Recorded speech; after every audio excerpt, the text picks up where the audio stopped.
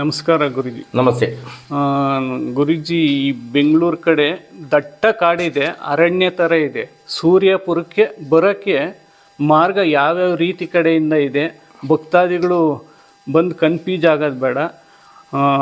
ಬಂದು ಬಸ್ನಿಂದ ಬಂದು 1 ಕಿಲೋಮೀಟ್ರ್ ಆಗುತ್ತೆ. ಅದಕ್ಕೇನಾನ ಆಟ ಗೀಟ ನಿಮ್ಮ ಕಡೆಯಿಂದ ಅನುಕೂಲ ಇದೆಯಾ? ನೋಡಿ, ಸ್ವಂತ ವಾಹನಗಳಲ್ಲಿ ಬರ್ತಕ್ಕಂಥವ್ರು ಬೆಂಗಳೂರು ಕಡೆಯಿಂದ ಬರ್ತಕ್ಕಂಥವ್ರು ತುಮಕೂರು ರೋಡಲ್ಲಿ ಬಂದ್ರೆ ದಾವಸ್ಪೇಟೆ ಅಂತ ಸಿಗುತ್ತೆ. ದಾವಸ್ಪೇಟೆಯಲ್ಲಿ ರೈಟ್ ಟರ್ನ್ ಆದ್ರೆ ಮಧುಗಿರಿ ಪಾವಗಡ ರೋಡಲ್ಲಿ ಬಂದ್ರೆ ಊಡಿಗೆರೆ ಅಂತ ಸಿಗುತ್ತೆ. ಊಡಿಗೆರೆಯಲ್ಲಿ ಮತ್ತೆ ಬಲಕ್ಕೆ ತಗೊಂಡ್ರೆ ಕೋಲಾರ ಕ್ರಾಸ್ ಮೇಲೆ ಇಲ್ಲಿ ಸೂರ್ಯಪುರವನ್ನು ತಲುಪಬಹುದು. ಅದೇ ರೀತಿಯಲ್ಲಿ ಏನಾದ್ರು ಬೆಂಗಳೂರಿನಿಂದ ಬಸ್ಸಿಗೆ ಬರ್ತಕ್ಕಂಥವ್ರು ಅವರು ಮಧುಗಿರಿ ಪಾವಗಡ ಬಸ್ಗಳಲ್ಲಿ ಬಂದು ಊಡಿಗೆರೆ ಹೇಳ್ಕೊಂಡು ಊಡಿಗೆರೆಯಿಂದ ಕೋಲಾರ ಕ್ರಾಸಿಗೆ ಬಂದ್ರೆ ಕೋಲಾರ ಕ್ರಾಸ್ ಅಥವಾ ತಿಮ್ಸಂದ್ರ ಅಂತ ಬರುತ್ತೆ. ಅಲ್ಲಿಂದ ದೇವಸ್ಥಾನದ ಆಟೋ ಇದೆ, ದೇವಸ್ಥಾನದ ಆಟೋ ಫೆಸಿಲಿಟೀಸ್ ಇದೆ. ಆ ದೇವಸ್ಥಾನದ ಆಟೋನ ಕಳಿಸ್ಕೊಡ್ತೀವಿ ಫೋನ್ ಮಾಡಿದ್ರೆ ಮಾತ್ರನ. ಅವ್ರು ಫೋನ್ ಮಾಡಿಬಿಟ್ಟು 10 ನಿಮಿಷ ವೇಟ್ ಮಾಡ್ಬೇಕು. ದೇವಸ್ಥಾನದ್ದು ನೀವು ನಂಬರ್ ಕೊಡ್ರಿ. ದೇವಸ್ಥಾನದ ನಂಬರ್ ಅಲ್ಲಿ ನಾವು ಇದ್ರ ಮೇಲೆ ಇರ್ತದೆ, ಎನಿ ಟೈಮ್ ಸ್ಕ್ರೀನ್ ಮೇಲೆ ಕೂಡ ಹಾಕಿರ್ತಾರೆ.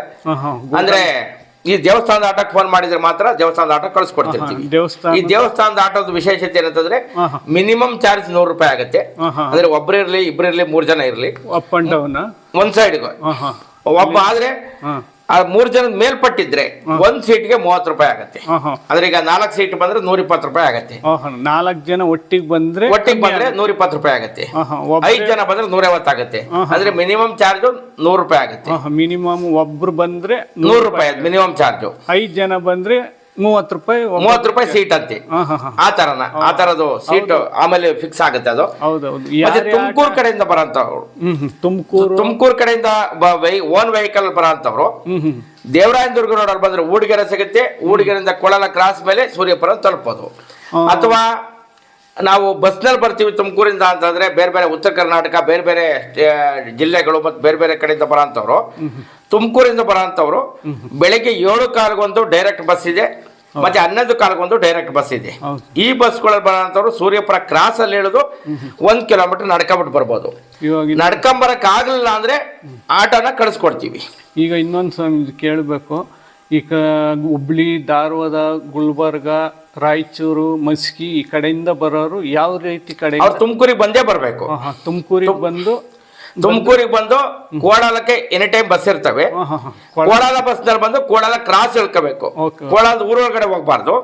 ಕೋಲಾರ ಕ್ರಾಸ್ ಇಳ್ಕೊಂಡು ನಮ್ಮ ದೇವಸ್ಥಾನದ ನಂಬರ್ಗೆ ಕಾಲ್ ಮಾಡಿದ್ರೆ ನಾವು ಅವ್ರಿಗೆ ಆಟೋ ಕಳಿಸ್ಕೊಡ್ತೀವಿ. ಆಟೋ ಕಳಿಸ್ಕೊಡ್ತೀರಾ? ಇಲ್ಲ ಓನ್ ವೆಹಿಕಲ್ ಇದ್ರೆ ಅವರು ಬರ್ಬೋದು. ಅಡ್ರೆಸ್ ಗೊತ್ತಿಲ್ಲ ಅಂದ್ರೆ ಅಡ್ರೆಸ್ ಗೊತ್ತಿಲ್ಲ ಅಂತಂದ್ರೆ ಸೂರ್ಯಾಂಜನೇಯ ಟೆಂಪಲ್ ಅಂತೇಳಿ ಗೂಗಲ್ ಅಲ್ಲಿ ಸರ್ಚ್ ಮಾಡಿದ್ರೆ ಅವ್ರಿಗೆ ಮ್ಯಾಪ್ ಸಿಗುತ್ತೆ. ಮ್ಯಾಪ್ ಅಲ್ಲಿ ಬಂದ್ಬಿಡ್ಬೋದು. ಅಥವಾ ರೂಟ್ ಮ್ಯಾಪ್ ಅಂತ ಹಾಕಿದ್ರೆ ನಾವು ಅವ್ರಿಗೆ ಕಳಿಸ್ಕೊಡ್ತೀವಿ. ವಾಟ್ಸಪ್ ಅಲ್ಲಿ ರೂಟ್ ಮ್ಯಾಪ್ ಅಂತ ಮೆಸೇಜ್ ಹಾಕಿದ್ರೆ ಅವ್ರಿಗೆ ರೂಟ್ ಮ್ಯಾಪ್ ಅನ್ನ ಕಳಿಸ್ಕೊಡ್ತೀವಿ.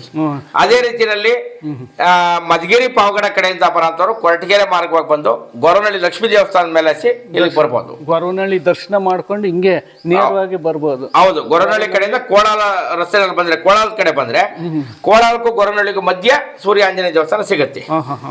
ಮತ್ತೆ ಕೋಲಾರದ ಕಡೆಯಿಂದ ಬರೋಂಥವ್ರು ದೊಡ್ಡಬಳ್ಳಾಪುರದ ಮೇಲೆ ಬರ್ಬೋದು. ದೊಡ್ಡಬಳ್ಳಾಪುರದಿಂದ ನಿಮ್ಗೆ ತುಮಕೂರು ರೋಡಲ್ಲಿ ಬಂದ್ರೆ ಅಲ್ಲಿ ಚಿಕ್ಕಬಳ್ಳವಂಗಲ ಸಿಗುತ್ತೆ. ಚಿಕ್ಕಬಳ್ಳವಂಗಲದ ರೈಟ್ ತಗೊಂಡ್ರೆ ಅಡಕವಾಳ ಸಿಗುತ್ತೆ. ಅಡಕವಾಳದಿಂದ ಕೋಲಾರ ಮಾರ್ಗವಾಗಿ ಸೂರ್ಯಪುರನ ತಲುಪಬಹುದು. ಈಗ ಈ ಕಡೆ ಕೋಲಾರ ಆಗಿರ್ಬೋದು, ಬಂಗಾರಪೇಟೆ, ಈ ಕಡೆ ಎಲ್ಲ ಕನಕಪುರ, ಈ ಸೈಡ್ ಎಲ್ಲ ಬರೋ ಅಂಥವ್ರು ಯಾವ ರೀತಿ ಬರ್ಬೋದು ಅಂತ? ಬೆಂಗಳೂರು ಮೇಲೆ ಬರ್ಬೇಕು. ಹೌದು, ಆ ಕಡೆ ಬರೋಂಥವ್ರು, ಕೋಲಾರ ಕಡೆ ಬರೋಂಥವ್ರು ದೊಡ್ಡಬಳ್ಳಾಪುರದ ಮೇಲೆ ಬರಬೇಕು. ಕೋಲಾರ, ದೇವನಹಳ್ಳಿ ಕಡೆ ಬರೋಂಥವ್ರು, ಬೆಂಗಳೂರು ಕಡೆ, ಕನಕಪುರ ಕಡೆ ಅಥವಾ ರಾಮನಗರ ಕಡೆ ಬರೋಂಥವ್ರು, ರಾಮನಗರ ಕಡೆ ಬರೋಂಥವ್ರು ದಾವಸ್ಪೇಟೆ ಮೇಲೆ ಬೇಕಾದ್ರೆ ಬರ್ಬೋದು. ಅಥವಾ ಬೆಂಗಳೂರು ಕಡೆಯಿಂದಲೂ ಬರ್ಬೋದು. ಮಾಗಡಿ ರೋಡ್ ಇಟ್ಕೊಂಡು ಬರ್ಬೋದು. ರಾಮನಗರ ಆ ಕಡೆ ಎಲ್ಲ ಅವ್ರು ವಾಟ್ಸಪ್ ಅಲ್ಲಿ ರೂಟ್ ಮ್ಯಾಪ್ ಅಂತ ಮೆಸೇಜ್ ಹಾಕಿದ್ರೆ ನಮಗೆ ಅವ್ರಿಗೆ ಡೀಟೇಲ್ ಅನ್ನು ಕಳಿಸ್ಕೊಡ್ತೀವಿ. ದೇವಸ್ಥಾನದ ನಂಬರ್ಗೆ ವಾಟ್ಸಪ್ ಮೆಸೇಜ್ ಮಾಡಿದ್ರೆ ಸಾಕು. ಅವ್ರಿಗೆ ಏನ್ ಬೇಕು, ರೂಟ್ ಮ್ಯಾಪ್ ಬೇಕಾ ಅಥವಾ ಹರಕೆ ಚೀಟಿ ಬೇಕಾ, ಏನ್ ಬೇಕು ಅನ್ನೋದನ್ನ ಅವ್ರಿಗೆ ಮೆಸೇಜ್ ಅನ್ನ ಕಳಿಸ್ಕೊಡ್ತೀವಿ. ಹರಕೆ ಚೀಟಿ ಏನ್ ಬೇಕು ಮಾಹಿತಿ ಎಲ್ಲ ನೀವು ವಾಟ್ಸಪ್ ಅಲ್ಲಿ ಕಳಿಸ್ಕೊಡ್ತೀವಿ. ನಾವು ವಾಟ್ಸಪ್ ಅಲ್ಲಿ ಕಳಿಸ್ಕೊಡ್ತೀರಾ ಅವ್ರಿಗೆ? ಆಯ್ ಅಂತ ಕಳಿಸ್ಕೊಟ್ರೆ ಆಯ್ ಅಂತ ಕಳಿಸ್ಕೊಡಲ್ಲ. ಅವ್ರಿಗೆ ಆಯ್ ಅಂತಂದ್ರೆ ಏನಕ್ಕೆ ಕಳಿಸಿದ್ರೆ ಅಂತ ಗೊತ್ತಾಗಲ್ಲ. ಅವ್ರಿಗೆ ಪರ್ಟಿಕ್ಯುಲರ್ ಏನ್ ಬೇಕು ಅಂತ ಹಾಕಬೇಕು. ಅವ್ರಿಗೆ ರೂಟ್ ಮ್ಯಾಪ್ ಬೇಕಾ, ಹರಕೆ ಚೀಟಿ ಬೇಕಾ, ಏನ್ ಬೇಕು ಅಂತ ವಾಟ್ಸಪ್ ಅಲ್ಲಿ ಡೀಟೇಲ್ ಹಾಕಬೇಕು. ನಮಗೆ ಸೂರ್ಯ ಆಂಜನೇಯನ್ ಮಾಹಿತಿ ಬೇಕು ಅಂತ ಕಳಿಸ್ಬಿಟ್ರೆ ಕಳಿಸ್ಕೊಡ್ತೀವಿ ನಾವು. ಹಾಯ್ ಅಂತ ಕಳಿಸಿದ್ರೆ ಸುಮ್ನೆ ಕಳಿಸಿದ್ದಾರೆ, ನಾವು ಸುಮ್ನೆ ಕಳಿಸಿದಾರೆ, ಅದು ಹೋಗಲ್ಲ, ಅಲ್ಲಿ ಆಟೋಮೆಟಿಕ್ ಮೆಸೇಜ್ ಹೋಗುತ್ತೆ ಅಷ್ಟೇ. ಆಟೋಮೆಟಿಕಲಿ ರೂಟ್ ಮ್ಯಾಪ್ ಆಗುತ್ತೆ ಅಷ್ಟು ಬಿಟ್ರೆ ಅವ್ರಿಗೆ ಎಲ್ಲಾ ಡೀಟೇಲ್ಸ್ ಸಿಗಲ್ಲ. ಸೂರ್ಯಪುರ ಆಂಜನೇಯನ್ ಮಾಹಿತಿ ಬೇಕು ಅಂತ ಕಳಿಸಿದ್ರೆ ನಿಮ್ಗೆ ಗೊತ್ತಾಗುತ್ತೆ, ಅವಾಗ ಡೀಟೇಲ್ಸ್ ನೀವು ಕಳಿಸ್ಬೋದು ಅಂತ ಹೇಳ್ತಾ ಇದ್ದೀರಾ. ಹಾ ಓಕೆ. ಇನ್ನ ಒಂದು ಮಾಹಿತಿ, ಈ ಕಡೆ ಆಂಧ್ರ ಇರ್ಬೋದು, ಈ ಕಡೆ ಹೈದ್ರಾಬಾದು, ಈ ಕಡೆ ವಿಜಯವಾಡ, ಆಂಧ್ರದವರು ಬರಬೇಕು ಅಂದರೆ ಆಂಧ್ರ ಕಡೆಯವರು ಸ್ವಲ್ಪ ಕನ್ನಡ ಗೊತ್ತಿರೋರು ಅವ್ರೆ, ಅಂಥ ಕಡೆಯವ್ರು ಬರಬೇಕು ಅಂದರೆ ಯಾವ ರೀತಿ ಬರಬೇಕು? ಅವರು ಮಧುಗಿರಿ ಪಾವಗಡ ಮಧುಗಿರಿ ಮೇಲೆ ಬರಬೇಕಾಗತ್ತೆ. ಮಧುಗಿರಿ ಮೇಲೆ ಬಂದರೆ ಕೊರಟಗೆರೆ ಮೇಲೆ ಬರಬೇಕು. ವಿಜಯವಾಡ ಆ ಕಡೆಯವರಿಗೆ ಸಾಮಾನ್ಯಕ್ಕೆ ಆ ಕಡೆ ಪಾವಗಡ ಆದ್ಮೇಲೆ ಮಧುಗಿರಿ ಸಿಗುತ್ತೆ, ಮಧುಗಿರಿ ಆದ್ಮೇಲೆ ಕೊರಟಗೆರೆ, ಕೊರಟಗೆರೆ ಆದ್ಮೇಲೆ ಕೋಲಾರ ರೂಟಲ್ಲಿ ಬಂದ್ರೆ ಸಿಗುತ್ತೆ.